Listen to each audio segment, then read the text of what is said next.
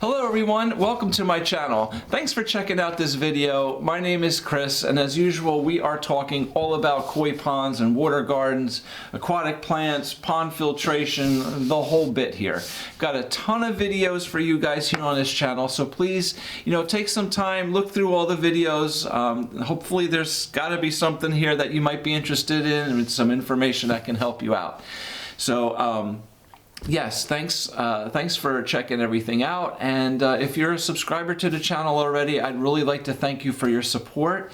And for those of you that haven't subscribed, please do so. There's a ton of stuff here for you guys that you can really get a lot of good information from.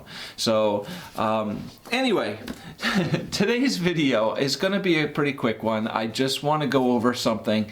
The other day I had a little job replacing a spider gasket in an Aqua Ultraviolet Ultima 2 6,000 gallon bead filter. So as I was doing this, I said, I should be taking some pictures of this and do a video about it, because there may be somebody else out there that needs to replace this spider gasket, and maybe this can help them out. So here we are. Okay, so let me give you some background. Okay, so basically we had this filter set up on a pond that when we had the key handle set in the filtration slot position, I had plenty of water coming out of the waterfall as it's supposed to, but I had a little slow trickle of water coming out of my backwash or waste pipe, which is not supposed to be. All right. So also when I put the filter on backwash, I had maybe a third of the volume of water coming out of my backwash pipe, and I had a lot of water coming out of my waterfall still, okay, which is not supposed to be. So we replaced the key handle on this unit, and usually that does the trick. A lot of times those valves don't set properly, the springs are not good inside, or the around the top of the valve where the slots are, it gets really dirty, and sometimes you need to clean that out because it just doesn't sit down all the way and set properly. But that wasn't the case, and we replaced this key handle, and I still had the problem. So we determined that it was going to be this spider gasket. Now the spider gasket is this rubber gasket that sits underneath the key handle assembly in the main head unit of this filter. And basically what it does is it helps to seal off the different positions in this multi-valve, okay? So yeah, so I had to replace this spider gasket, and I want to show you, what I did and how I did it. Now, it's not an easy job, I'll be honest with you, okay? These gaskets are glued into the slots inside this unit. It's very difficult to get it out. It really, my hands got cut up trying to, use little small flathead screwdrivers to chip it out. I had needle nose pliers to try to pull it up as I'm putting the screwdriver underneath. And it was difficult to get out. But I'll try to show you, what we did. So yeah, as I scraped this old gasket out little by little, I used a screwdriver. I ran it down the side of the grooves on each side, around the corners, and tried to, cut it off of the glue that was adhesing it to the plastic frame. A small flathead screwdriver was the best thing, because I can get the screwdriver inside the groove and underneath and slowly try to pull it up. It was really glued down. I mean, it was really difficult.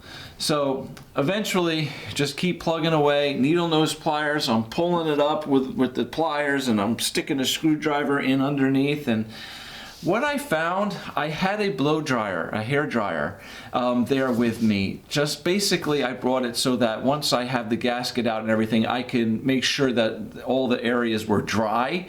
So I used the blow dryer to dry it.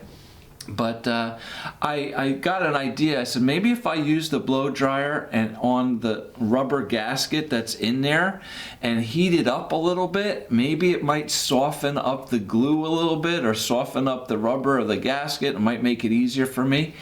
And I don't know, I might be crazy, but I actually think it worked. I think that once I put some hot air, heated that up a little bit, that it became a little softer, and some parts of it actually came up pretty easy.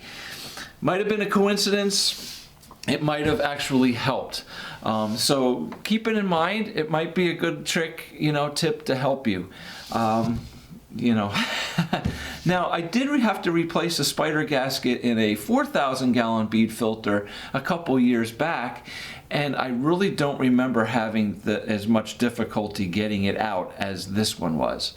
Why that is, I can't tell you, but for some reason, I bought this spider gasket for this job, and I went over there thinking like, oh, I should just be able to peel the old one out and put this one in place. Didn't work. It took me like an hour to get that old gasket out of there. Anyway, okay, so once I got the entire rubber gasket out, the old one out, I just used that little small flathead screwdriver. I scraped all throughout the grooves where the gasket fit into, cleaned it out as much as I could. The blow dryer actually helped to blow out some of the little particles and pieces, and cleaned it up nice. Once it was cleaned up, I got a tube of silicone, and I put a nice little bead of silicone, just a thin, bead of silicone all throughout the entire groove where the gasket was going to sit in. Once I had the silicone set in there, I took the new gasket, set it in place, kind of pushed it down along the silicone, and set it inside that groove. At this point, we need to let that silicone set and cure. I leave it overnight. The next day, came back, put the key handle back on it, and away we went. We got it started, and that solved the issue. So just a little video showing you how to do this and what it is and what that spider gasket does. So I explained to you the problem that we were having, and replacing the key handle assembly did not fix it. Usually it does. A lot of times when these things leak and the water is coming out, when it shouldn't be in different areas, it's because the key handle is not setting properly. So that's a primary issue. Now, if you have this problem, on your own filter and you need to order a key handle, there are two different sizes. These two different sizes will fit just about any one of these Aqua bead filters. There's an 1.5-inch ported valve head, okay, where so there's an 1.5 inch key handle, and then if your ports are all 2 inches on your filter, there's a 2-inch key handle assembly. Now you can order both of these key handle assemblies from my website, pondscapesandmore.com. If you go to featured products and you go down to pond and landscape products, and then you will see Aqua Ultraviolet Ultima 2 bead filters. And click on that, and at the bottom of the page I have the two key handle assemblies, the 1.5 inch one and the 2-inch one.